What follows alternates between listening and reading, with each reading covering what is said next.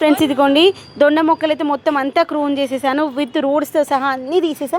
ఇదిగోండి వాటి యొక్క బల్బ్స్ ఇవి, వాటి యొక్క కొమ్మలు అనమాట. ఇవి కొమ్మలు అయితే కట్ చేసి ఈ విధంగా మనకి వాటికి ఉన్నటువంటి ఈ యొక్క కనుపులు ఉంటాయి కదా, కనుపుల వరకు అయితే కట్ చేసుకున్నాను నేను.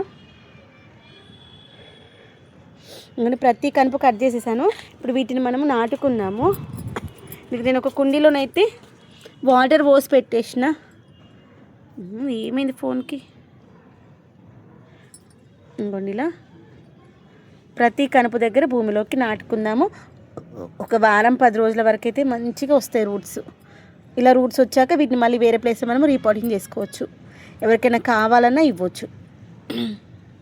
2 కుండీలో ఉన్న మొక్కలు తీసేసాయి, ఎందుకంటే అవి అసలు గ్రోత్ రావట్లేదు. దట్టు దొండ మొక్కలు ఎక్కువ సంవత్సరాలు కూడా ఉంటే ఎక్కువ గ్రోత్ ఉండదు అనమాట. మళ్ళీ మనం తీసేసేయాలి 2-3 సంవత్సరాలకు ఒకసారి.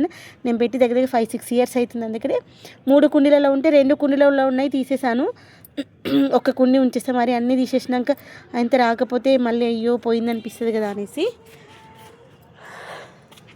ఇదిగోండి ఇంకా చాలా ఉన్నాయి కదా కొమ్మలు, ఇవన్నీ దాంట్లో నాటుకుందాము.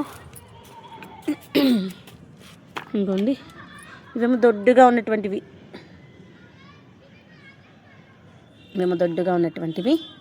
సన్నగా ఉన్నవి, దొడ్డుగా ఉన్నవి మ్యాక్సిమం కట్ చేసాను అనమాట.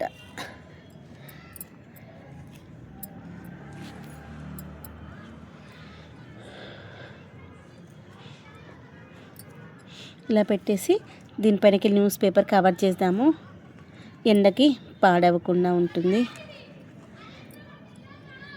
ఈ యొక్క కనుపు ఉంది కదా, ఆ కనుపు పార్ట్ ఏంటంటే లోపలికి పోయేలాగా చూసుకోవాలి. ఒక వారం 10 రోజుల వరకు మంచి గ్రోత్ వస్తుంది. అప్పటి వరకు మంచి గ్రోత్ వస్తే ఎక్కువ మొక్కలు వచ్చాయనుకో, నాకైతే మొక్కలు నాతో పాటు ఇంకో 4గురికి పంచి పెట్టడం ఇష్టం అన్నమాట.